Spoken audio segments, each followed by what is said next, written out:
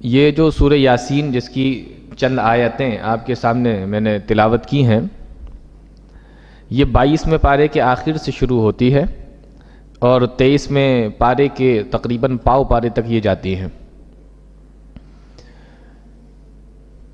سورہ یاسین قرآن کریم کی ایک مشہور سورت ہے۔ ویسے تو پورا قرآن ہی برکتوں والا ہے، رحمتوں والا ہے، لیکن اس سورت کو زیادہ ہائی لائٹ کیا گیا، اور یہ بات آپ اچھے طریقے سے نوٹ کر لیں کہ سورہ یاسین کے تعلق سے جتنی بھی روایتیں بیان کی جاتی ہیں، جتنی بھی حدیثیں بیان کی جاتی ہیں، ساری کی ساری روایتیں ضعیف ہیں۔ اس کی فضیلت میں، سورہ یاسین کی فضیلت میں جتنی بھی حدیثیں، جتنی بھی روایتیں بیان کی جاتی ہیں، وہ ساری کی ساری روایتیں ضعیف ہیں۔ گھر میں پڑھو تو برکت، قبرستان میں پڑھو تو مردوں کی مغفرت، کسی کی روح نکل رہی ہو تو اس کے پاس میں بیٹھ کے پڑھو تو آسانی سے روح نکل جائے، مردوں کے پاس میں پڑھو۔ اس طریقے کی جتنی سورہ یاسین قرآن کا دل ہے، ہر چیز کا ایک دل ہوتا ہے، قرآن کا دل سورہ یاسین ہے۔ اس طریقے کی جتنی بھی روایتیں آپ سنیں کہیں پر بھی، تو آپ سمجھ جائیے کہ یہ سب ضعیف روایتیں بیان کی جا رہی ہیں۔ سورہ یاسین کی فضیلت میں کوئی بھی صحیح حدیث سے ایک بھی حدیث ثابت نہیں ہے، ایک بھی فضیلت ثابت نہیں ہے۔ ہاں، قرآن کی وہ سورت ہے، جیسے پورے قرآن کی فضیلت ہے ایسے ہی سورہ یاسین کی بھی فضیلت ہے، لیکن الگ سے کوئی ایسی فضیلت ثابت نہیں ہے جو بیان کی جاتی ہے۔ اس بات کو نوٹ کر لیجئے آپ لوگ اچھے طریقے سے۔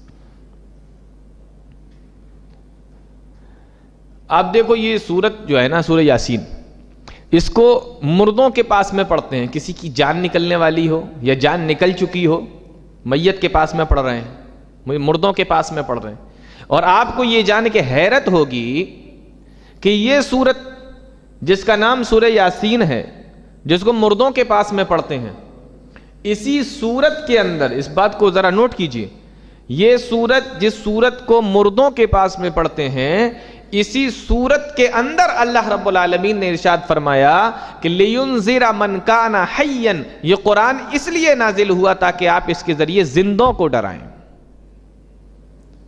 جس سورت کو مردوں پہ پڑھا جاتا ہے، اسی سورت کے اندر اللہ رب العالمین نے بیان فرمایا کہ یہ قرآن زندوں کے لیے نازل کیا گیا۔ اب اس سے زیادہ رد اور کیا ہو سکتا ہے؟ اب پڑھا جائے تب تو پتہ چلے نا۔ جس سورت کو مردوں پہ پڑھ رہے ہیں، اسی سورت کے اندر اللہ چاہتا تو کہیں پر بھی پورے قرآن میں بیان کر دیتا کہ یہ قرآن زندوں کے لیے ہے، لیکن اسی صورت میں بیان کیا تاکہ کبھی اس طریقے کی کوئی بدعت نکلے تو کم سے کم سورہ یاسین پڑھتے میں یا اس آیت پر بھی تو غور کر لو کہ ارے جس کو ہم پڑھ رہے ہیں اسی کے اندر ہی یہ لکھا ہوا ہے کہ تو زندوں کے لیے نازل کیا گیا، تو اسی صورت کے اندر ہی یہ آیت بھی ہے لِيُنذِرَ مَنْ كَانَ حَيًّا، تاکہ آپ ان لوگوں کو ڈرائیے جو زندہ ہیں۔ معلوم یہ ہوا کہ یہ قرآن زندوں کے لیے نازل کیا گیا ہے، میت اور مردوں کے لیے نہیں۔ اس سورت کے تعلق سے جتنی بھی باتیں بیان کی جاتی ہیں ساری ضعیف ہیں۔ شروع میں اللہ رب العالمین نے فرمایا کہ یاسین والقرآن الحکیم، قرآن حکیم کی قسم، انک لمن المرسلین، اے نبی آپ بے شک رسول ہیں، ہم نے بھیجا آپ کو نبی بنا کر بھیجا ہے، انک لمن المرسلین علی صراط مستقیم، آپ سیدھے راستے پر ہیں، تنزیل العزیز الرحیم، اور یہ قرآن زبردست اور رحمت کرنے والے اللہ رب العالمین کی جانب سے نازل کیا گیا ہے۔ اور فرمایا لِتُنذِرَ قَوْمًا مَا أُنذِرَ آبَاؤُهُمْ فَهُمْ غَافِلُونَ، اس قرآن کے ذریعے سے آپ ان لوگوں کو ڈرائیے جن کے باپ دادوں کو نہیں ڈرایا گیا۔ لِتُنذِرَ، آپ ایسی قوم کو ڈرائیں، مَا أُنذِرَ آبَاؤُهُمْ، جن کے باپ دادا ڈرائے نہیں گئے، فَهُمْ غَافِلُونَ، اس لیے غافل ہیں، انہیں پتہ نہیں دین کیا ہے، اسلام کیا ہے۔ مفسرین لکھتے ہیں اس آیت کی تفسیر کرتے ہوئے، تشریح کرتے ہوئے، کہ عرب کے اندر اور خاص طور سے مکہ کے آس پاس اور مکہ کے اندر 2000 سال سے کوئی نبی نہیں آیا تھا۔ کتنے سال سے؟ 2000 سال سے کوئی نبی نہیں آیا تھا، انہیں پتہ ہی نہیں کہ نبی کیا ہوتا ہے، انہیں پتہ ہی نہیں کہ دین کیا ہے، انہیں پتہ ہی نہیں کہ شریعت کیا ہے۔ 2000 سال سے کوئی نبی نہیں آیا تھا۔ مکہ کے آس پاس آتے تھے حضرت صالح علیہ السلام اور اس طریقے سے شعیب علیہ السلام، اس طریقے کے نبی آئے، مکہ کے آس پاس میں آئے، عرب سے کچھ مکہ سے کچھ دوری پر بھی آئے، لیکن اس بستی میں اور اس بستی کے آس پاس میں کوئی نبی 2000 سال سے نہیں آیا۔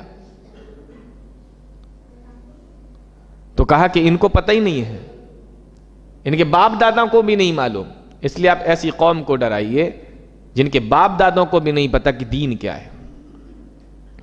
اور جب اللہ کے نبی صلی اللہ علیہ وسلم نے ڈرانا شروع کیا، ہر قوم کا ایک ہی مزاج رہا، جب نبی نے دین پہنچایا انہوں نے مخالفت شروع کر دی۔ کسی بھی بستی، کسی بھی نبی اور کسی بھی جگہ کی آپ بات لے لیجئے، سب جگہ ایسا ہی ہوا ہے۔ جب بھی ڈرانے کی کوشش کی، ان لوگوں نے تکلیفیں دینا، منع کرنا، انکار کرنا، یہ تمام چیزیں شروع کر دیں۔ سورہ یاسین کے اندر اللہ رب العالمین نے بیان فرمایا کہ جب بھی نبی ان کے پاس میں آتے ہیں تو یہ لوگ کیا کہتے ہیں؟ انا تطیرنا بکم، قالوا انا تطیرنا بکم، ہم تمہیں منحوس سمجھتے ہیں۔ نبی سے کہتے تھے، یہ نبی اتنا برکت والا شخص، اللہ رب العالمین نے اتنا فضیلت والا شخص بنایا نبی کو، اس سے قوم کے لوگ کیا کہتے تھے جو مانتے نہیں تھے؟ ہم تمہیں منحوس سمجھتے ہیں۔ قالوا انا تطیرنا بکم، ہم تمہیں منحوس سمجھتے ہیں۔ تو منحوس ہو، منحوس سمجھتے ہیں آپ کس کو کہتے ہیں؟ بدبخت کو، جس کی وجہ سے برکتیں ختم ہو جائیں، جس کی وجہ سے پریشانیاں آ جائیں، ایسے آدمی کو منحوس کہا جاتا ہے۔ اور اس چیز کو نحوست کہا جاتا ہے۔ جس گھر سے برکتیں ختم ہو جاتی ہیں نا، تو کہتے ہیں کہ اس گھر میں نحوست ہے۔ تو نبی سے کہتے تھے کہ ہم تمہیں منحوس سمجھتے ہیں، جس کی وجہ، تمہاری وجہ سے ہمیں پریشانیاں ہو رہی ہیں، تمہاری وجہ سے ہمارے گھر سے برکتیں ختم ہو رہی ہیں۔ قالوا انا تطیرنا بکم، ہم تمہیں منحوس سمجھتے ہیں۔ آج بھی بہت سے لوگ وہی زمانہ جاہلیت کا دور اور زمانہ جاہلیت کی چیز، کہ جو وہ لوگ کہا کرتے تھے اپنے نبیوں سے کہ تم منحوس ہو، تمہاری وجہ سے قوم کے اوپر عذاب آ رہے ہیں، تمہاری وجہ سے قوم کے اوپر پریشانیاں آ رہی ہیں، بدبختیاں آ رہی ہیں۔ تو آج بھی ہم لوگوں کا بہت سارے مسلمان ایسے ہیں جن کا یہ عقیدہ ہے۔ سوال یہ ہے کہ اسلام میں نحوست کا کوئی تصور ہے کہ نہیں؟ مطلب اسلام میں کوئی ایسی چیز ہے کہ جس کی وجہ سے جو منحوس ہو، یا جس کی وجہ سے نحوست آتی ہو؟ اللہ کے نبی صلی اللہ علیہ وسلم نے ایک حدیث کے اندر ارشاد فرمایا کہ اگر اسلام کے اندر نحوست ہوتی تو 3 چیزوں میں ہوتی، یعنی بدبختی اور بے برکتی 3 چیزوں کی وجہ سے آتی، پریشانیاں 3 چیزوں کی وجہ سے آتی اگر ہوتی تو۔ ایک عورت کی وجہ سے، ایک گھوڑے کی وجہ سے، ایک مکان کی وجہ سے اگر ہوتی۔ عورت کی وجہ سے اس لیے کہ آپ نے شادی کر کے عورت کو لے کے آئے، بد زبان نکلی وہ، نافرمان نکلی وہ، تو گھر آپ کا جنت بنے گا؟ نہیں بن سکتا نا۔ تو عورت کی وجہ سے گھوڑا آپ لے کے آئے تاکہ اس پہ سواری کریں، آپ اپنے کام نکال سکیں، وہ اڑیل آ جائے، ایسا آ جائے کہ آپ کو اپنے اوپر سوار نہ ہونے دے، تو وہ آپ کے لیے فائدہ مند نہیں ہوا۔ مکان مان لیجیے آپ نے کہیں پر لیا، تنگ ہو گیا، یا اس مکان کے آس پاس کے جو لوگ ملے وہ ایسے ملے کہ جو آپ سے ہمیشہ لڑتے رہتے ہیں، آپ کو پریشان کرتے رہتے ہیں۔ تو پیارے نبی نے فرمایا کہ اسلام کے اندر اگر نحوست ہوتی اور اسلام کے اندر نحوست کا کوئی تصور ہوتا تو ان 3 چیزوں میں ہوتا۔ پیارے نبی نے شرط کے ساتھ بیان فرمایا، لیکن ان میں بھی نہیں ہے۔ معلوم یہ ہوا کہ کسی دوسرے کی وجہ سے کوئی پریشانیاں اس طریقے سے نہیں آتی ہیں جو آج ہم لوگوں نے معاملات بنا رکھے ہیں نحوست والے۔ بہت سارے لوگوں کو دیکھو پریشانیوں سے بچنے کے لیے دھاگا باندھ کے گھومتے ہیں۔ یہ کیا ہے؟ یہ تصور ہے کہ یہ جب تک باندھیں گے پریشانی نہیں آئے گی۔ دھاگا باندھے ہوئے لال، پیلے اور الگ الگ کلر کے دھاگے ہوتے ہیں، کالا دھاگا، الگ الگ کلر کے دھاگے ہاتھ میں باندھ کے گھوم رہے ہیں۔ یہ دھاگا پریشانیوں سے بچائے گا؟ ہاتھ میں دھاگا باندھ کے گھوم رہے ہیں۔ بہت سارے لوگوں کو آپ نے دیکھا ہوگا، یہ سب نحوست کی شکلیں ہیں۔ یہ بہت سارے لوگوں کو آپ نے دیکھا ہوگا کہ بلی راستہ کاٹ جاتی ہے تو نکلتے نہیں ہیں۔ بلی اگر راستہ کاٹ گئی تو نکلتے نہیں ہیں۔ کیا ہے یہ؟ آپ اس کو منحوس سمجھ رہے ہیں بلی کو، کہ اب اگر جائیں گے تو ہمیں پریشانی ہو جائے گی۔ یہی تو نحوست ہے، اور کیا نحوست ہے؟ اسی طریقے سے آپ نے دیکھا ہوگا اگر کسی کے گھر کی چھت پہ رات کے وقت میں الو جو ہوتا ہے نا، پرندہ الو، اگر وہ الو بول جائے کسی کے گھر کی چھت پہ تو سمجھتے ہیں کہ اب اس گھر والوں کے اوپر مصیبت آنے والی۔ یہی تو ہے نحوست، اور کیا ہے؟ اسلام میں ایسا کوئی تصور نہیں. کوئی آدمی کام کر رہا ہے, اس کو کام کرتے میں چھینک آ گئی, بولے لو اب کام نہیں ہوگا. یہ خیالات ہیں کہ نہیں مسلمانوں کے؟ یہی تو ہے اور کیا ہے نحوست. اسلام میں کوئی تصور نہیں اس چیز کا. رات کے وقت میں گھر میں جھاڑو مت لگاؤ, کیوں؟ برکت نازل نہیں ہوگی, برا ہوتا ہے. کیا ہے یہ؟ کون سا عقیدہ ہے؟ اسلام نے دیا یہ عقیدہ.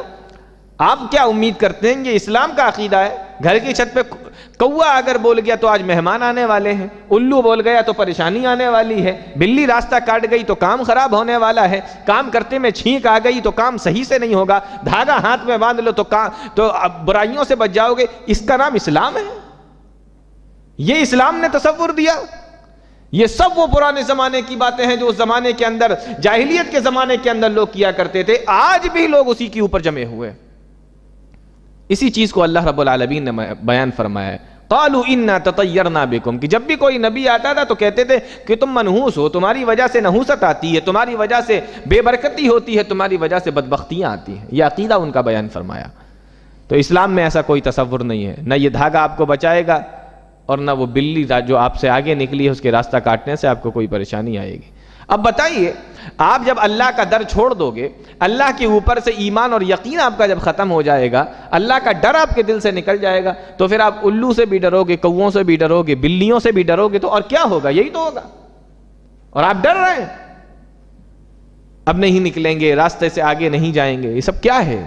یہ سب زمانہ جاہلیت کی چیزیں ہیں. تو فرمایا کہ جب بھی ان کے پاس میں نبی آتے تھے تو وہ اسی طریقے سے باتیں کرتے تھے.